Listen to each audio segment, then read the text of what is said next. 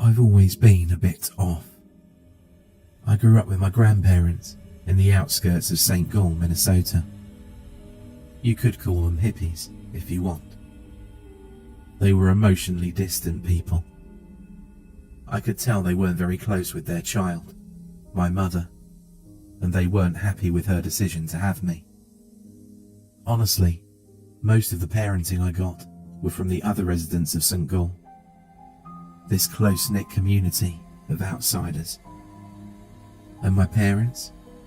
Well, I've never met them. My mother's in jail, possibly for life. Not sure why, but seeing as my dad is dead, I have my suspicions. Honestly though, they've never been part of my life, and I'm not going to start caring now. But I'm here to tell you about one of my most private and weird personal problems. Because of recent events, I've grown a bit existential. I thought it was about time I shared my story. My grandparents told me I had a skin disease, something that could transfer from one person to another if I wasn't careful when spending time with others. They all had kinds of fancy Latin words for it, and statements from dermatology specialists. Looking back at it, I should have asked a lot more questions. I figured out it was nonsense by age 7. Either way, I was told to stay away from people and keep to myself.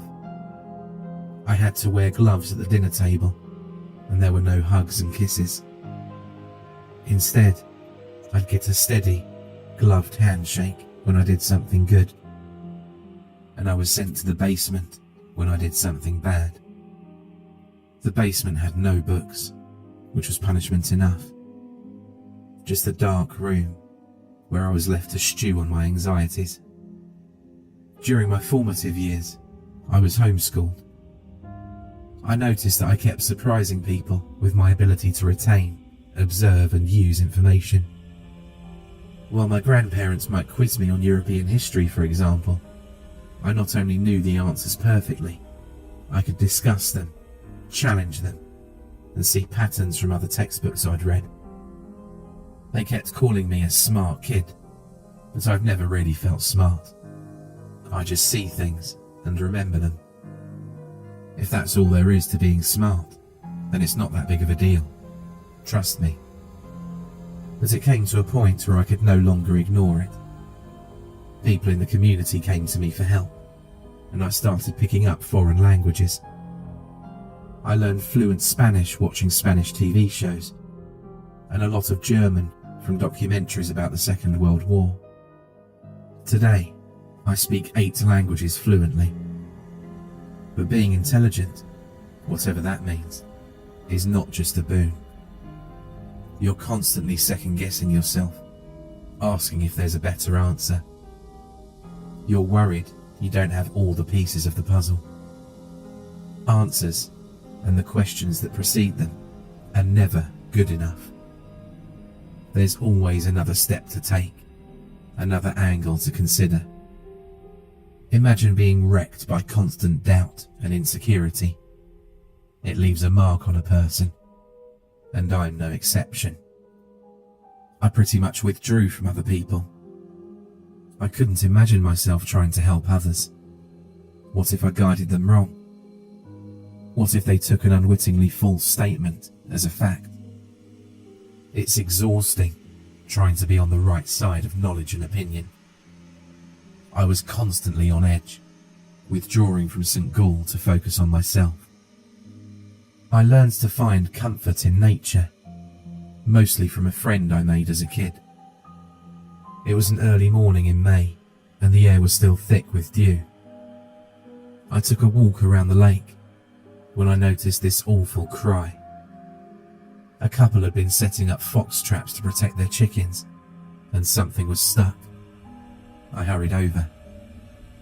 At first I thought it was a small dog, but the shape of the paws were all wrong. Taking a closer look, I realised I was looking at a baby black bear. The mother was nowhere to be seen, and the little thing was screaming its heart out. I felt awful, but as I approached, it lashed out towards me. I tried to calm it down, and the strangest thing happened. The moment I put my hand on its forehead, it just stopped screaming. The little animal just stared at me, confused. Those big dark eyes locked onto mine, and I could tell it knew my intention. It knew I meant it no harm, I'm sure of it. It was just scared, confused, and in terrible pain. "I'll help you," I whispered. "You'll be fine." I made a mental checklist of all the things I needed. It might require stitches, bandages, maybe even a splint. I had to check if the leg was broken or merely sprained. It could be dehydrated, starved or sick. I didn't see any signs of mange or other diseases, so I just pet the animal, whispering comfort. "I'll be right back." As I stepped away, it didn't panic. It knew I'd be back. I raided our first aid kit and spent most of the day caring for it. I didn't bring it back to the house, as I wanted the mother to have a chance to find it. Instead, I cleaned it, cared for it, and kept it company. The leg wasn't broken, but there was a deep gash. The bear also had a limp when it walked, understandably. I figured it might be permanent. Still, it seemed calm in my presence. In a way, I felt a connection to it. We understood one another in a way that people usually didn't. It listened. He'd lean against me and sleep as I practiced my Mandarin. I called him Shadow because he and I became so close that you could have called him my shadow. I spent 4 days with Shadow that summer. Every night, I'd tuck him in next to a large rock so no wild animals would find him. And every morning, I'd bring him eggs, toast and bacon. My grandparents usually let me eat in my room alone, so they didn't notice me sneaking out to share my dinner. On the night of the 4th day, as I tucked in Shadow, I heard this rumbling noise.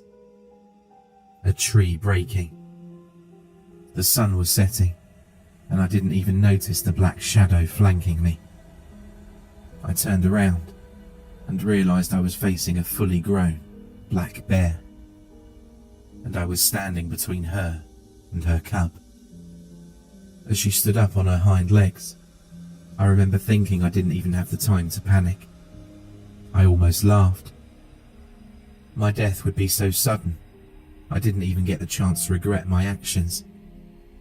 I froze, looking at those enormous claws, the jaws large enough to swallow my head. As she roared, I could feel my body collapsing to the ground. I thought I'd die from the sound alone. Then, I noticed Shadow. He'd stepped out and placed himself between me and his mother. He stood up on his little legs, making this tiny yelp noise over and over. It almost looked like he tried to mimic me, even though it pained him to stand on his wounded leg. I just crawled into a ball and made myself as small as possible. Over and over, I heard Shadow screaming at his mother. The air grew silent, like that feeling you get before a lightning strike. I held my breath as I heard trees bending and breaking. Looking up, I saw Shadow limping into the woods, following his mother away from St. Gall.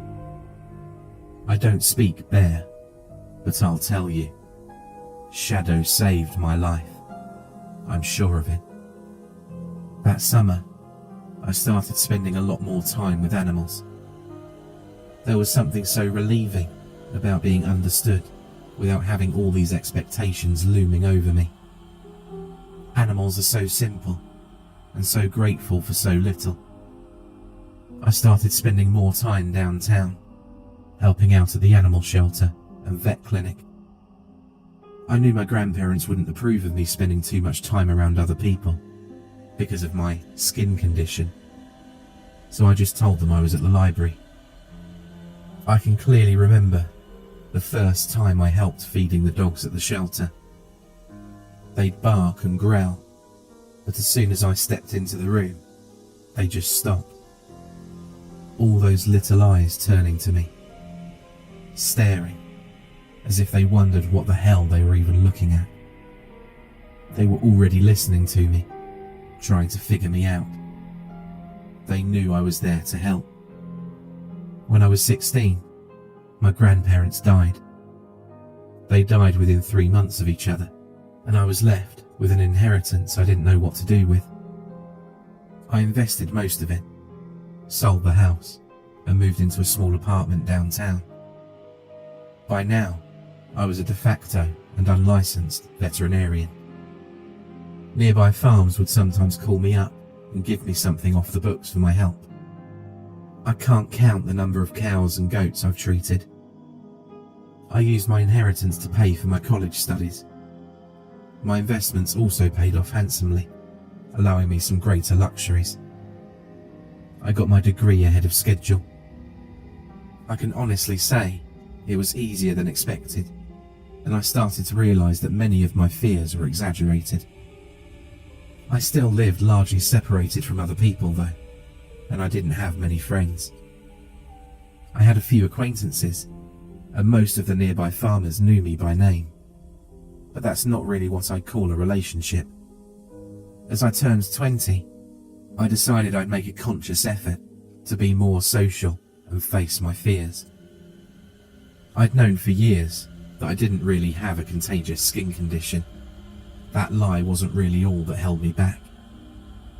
Honestly, I just felt like a freak. I'd get lost talking to other people, and it would be exhausting trying not to correct them. Instead, I'd just hold my tongue and stick to subjective topics. Music, film, literature, favourite actor, that sort of thing. It was during and after work with the others from the vet clinic that I first met Veronica. I was an unkissed, unloved and insecure virgin at the time. Veronica took a liking to me, amazed by the amount of random nonsense I could dig out of my brain. She described it as having an unlimited flower bed of trivia she could make bouquets from. I'd never heard anything like it. While our first meeting was short and awkward, our following 4 dates went by like a charm. We'd go for long walks, and she'd ask me all sorts of questions. "It's funny," she'd say. "You could be a literal rocket scientist, but you can't pick up on sarcasm." One thing led to another, and we started dating. Veronica was the charming and outgoing ice pick I needed to break out of my shell. And to this day, I credit her with what little social experience I have. She was warm, understanding, and had no trouble explaining social cues I might have missed. It didn't take me too long to get a hang of it, and soon I could hold my own in a conversation with her friends. But things weren't perfect. After about a month, I remember waking up in the middle of the night to find her sitting at the edge of the bed, crying hysterically. She'd hold her face in her hands, shivering and unblinking. I'd never seen her do that before. As I held her, she just started speaking nonsense. "None of it matters," she'd say. "We're nothing but walking wheat, broken clocks. We're useless, fragile, and so insignificant." I tried to calm her down, but it was impossible. We'd sit for hours, and she'd just spew these horrible, existential anxieties. She'd have these mental breakdowns every now and again, several times a week, and she started recoiling from my attempts to comfort her. I made her feel this awful dread. "It just feels like you're going to tell me something awful," she explained. "You're in my head, and I want you out. It worried me how much she reflected my own anxieties, and it was clear I was making her unhappy. My worst thoughts were coming out of her mouth. So we broke up. That relationship lasted a few months in total, but I couldn't get over it. The way I'd turned her from this happy-go-lucky and independent woman to a nervous wreck, it made me feel terrible. I had no idea what was even going on, and I couldn't tell what was wrong with me. I heard from a friend of a friend that she'd started taking antidepressants and going to therapy.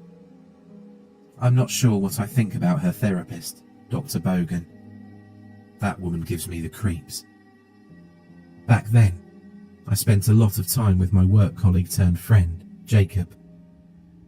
He was a few years older than me, and he'd just gotten his own degree. He'd seen a lot of the strangeness I brought to the clinic, and he was one of the few who didn't seem to mind or question it. He had this amazing laugh that could easily break the tension. I remember this one night we spent at the bar, about a week after my breakup with Veronica. It was one of the first times I got really drunk. That bottle of blueberry wine felt like stepping on a goddamn landmine, and my shell just cracked wide open. I'd gush about how amazing she was, how she made me feel, how beautiful she was.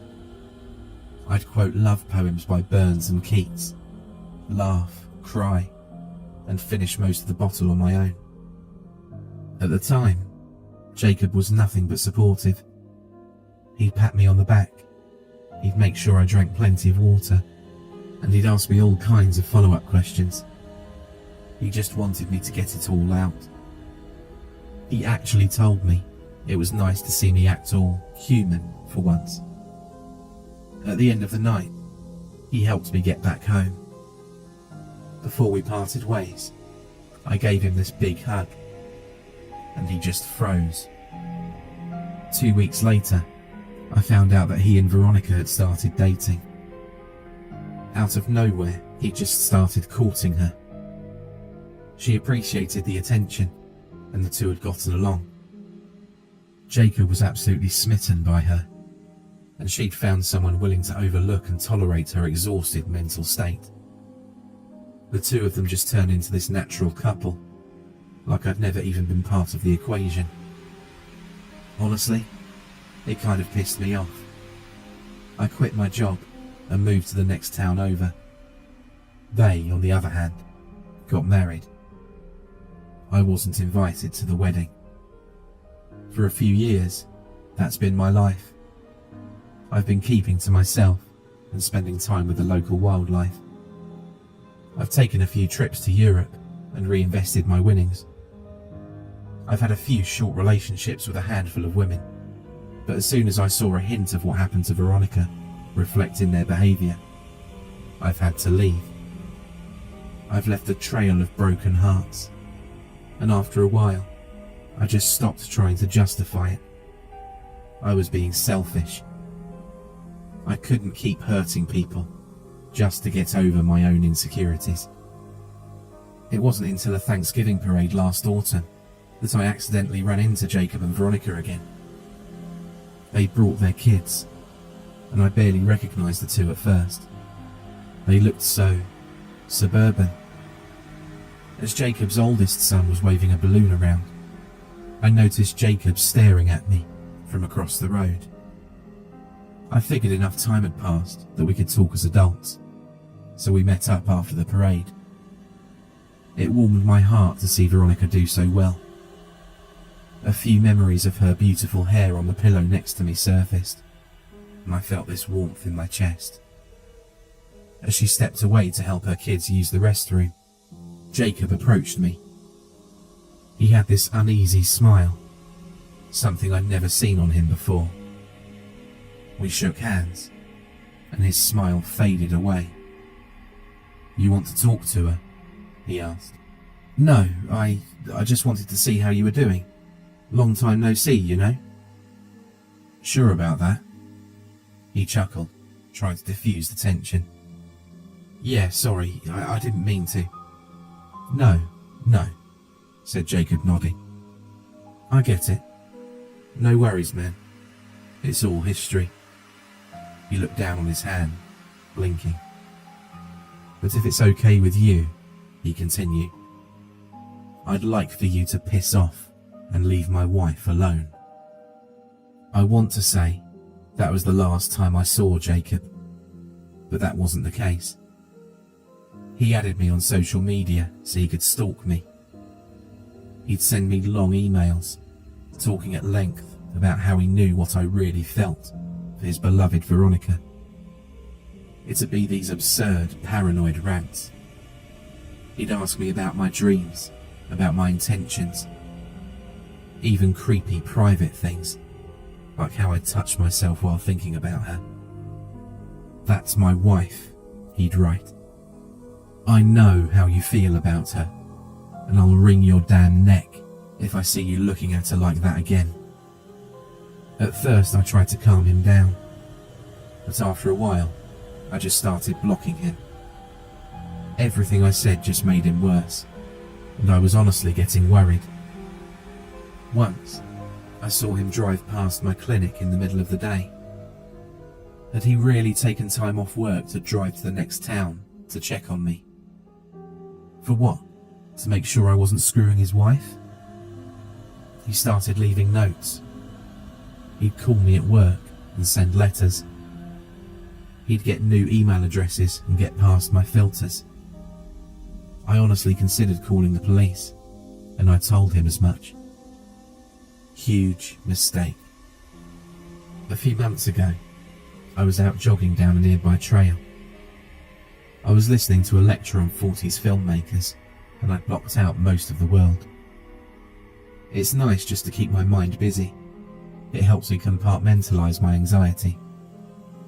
As I was passing by a broken streetlight, I suddenly felt a push. I was knocked forward, scraping my hands and knees on the pavement. Surprised, I just thought I'd tripped on something. As I turned, I realised I was being attacked. It was surreal seeing Jacob there. He wasn't wearing his reading glasses, and he just stared at me with the same unblinking eyes that Veronica used to get. In his right hand was a pistol, pointed in my direction. Get up, he spat. Now. 1,000 possibilities raced in my mind. I had to comply, but I also had to make an escape plan. I could feel my thoughts kicking into high gear, brain locking itself into running 100 possibilities at once. I just stood there, opening and closing my mouth like a trout out of water. My brain was drowning in thoughts on dry land. Step off the path, he continued. Walk. You don't get to talk, he screamed. You don't get that privilege. You get to step off the path, and you get to do what I say. I nodded and started walking. Jacob's hand was trembling. I could hear the rattle of the fully loaded magazine. We stepped off of the trail and into the woods, stepping over logs, bushes, and zigzagging between saplings. It felt like an eternity. I'd been waiting for an opportunity to dive for cover, but at this range, it'd be impossible for him to miss me with all those bullets. 1 or 2 maybe, but a full magazine? No way. I won't let you destroy my family, he said. I know you want her back. You should have listened. To what? I asked. I haven't done anything. Don't you get it? He laughed. You don't see it. He steadied his aim as I backed up. He was being smart, not aiming for the head. It'd be a body shot. One wrong move, and I'd be gone. It doesn't matter how many times you've imagined it. Facing down an unsecured barrel of a gun is like staring into a well of darkness, knowing that eternity waits to drag you to the bottom. I tried to force my mind to cooperate, to give me something, a solution, a calculation, something to guide me. Yet all that was left was insecurities, indecisiveness, and dread. This was real. This could be it. Nothing matters, Jacob continued. You and I, we're just jokers in a deck stacked against us. There's an entire cosmos of evidence that just makes us... He screamed himself red. His eyes, bloodshot and unblinking, refused to look away. I should never have taken pity on you. I should have left you to suffer. But I just feel you. You're in my goddamn head, opening these damn doors. I don't want to think about these god-awful things. I don't want to think about you taking her away from me. I don't want to think about how dumb, small and useless I am. Why does this keep coming back whenever you're on my mind? Jacob, No, he yelled, aiming down the sights. No more damn poison. I should have been dead. A bullet in the chest, left to die next to a birch sapling. That's what I anticipated. But that's not what happened. Had I gotten a better look, I would have noticed him sooner. A massive 540-pound black bear with a limp. Enraged. The moment Jacob raised his gun to take a shot, he was bowled over like a rotten log. I could briefly see his legs and head switch place as he was knocked flat on the ground. 2 shots went off as a familiar roar echoed through the woods. The same roar I'd hear that night when a baby bear walked away from me all those years ago. I saw the whole thing. I saw Jacob's arm ripped into pieces as the bear bore down on him. I saw him dragged across the forest as that enormous bear jaw clamped down on his legs. I heard bones break as the bear stood up on his hind legs, only to push down with all his weight. Biting, clawing, mauling, breaking. A body tossed around like a wet paper towel. Jacob's horrible screams just suddenly stopped with the snap of a joint. But the bear wasn't letting up. He was tearing him apart.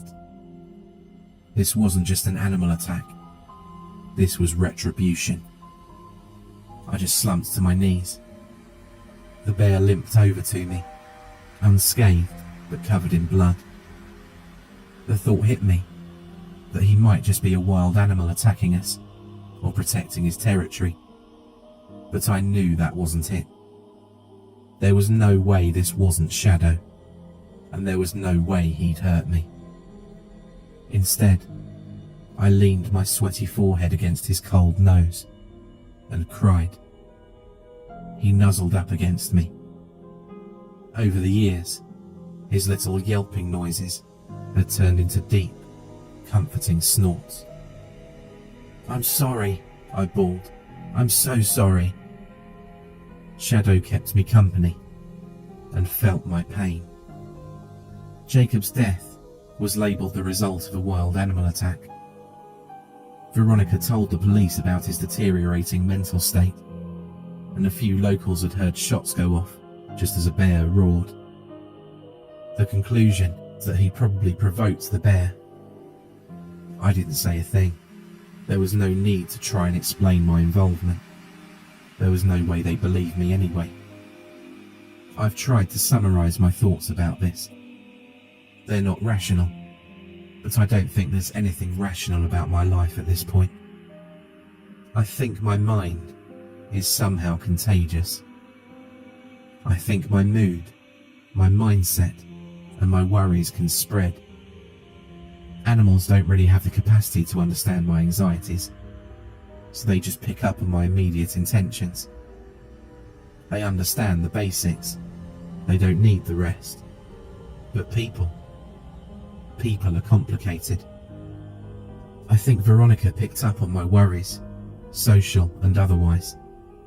I think it caused some kind of short circuit in her ego. And Jacob, well, the first time I hugged him, I must have shocked his system with my thoughts of Veronica. Maybe that's what caused him to pursue her in the first place. Maybe seeing me again and shaking my hand reignited something that lay dormant for years. I don't know if I can trust myself around people.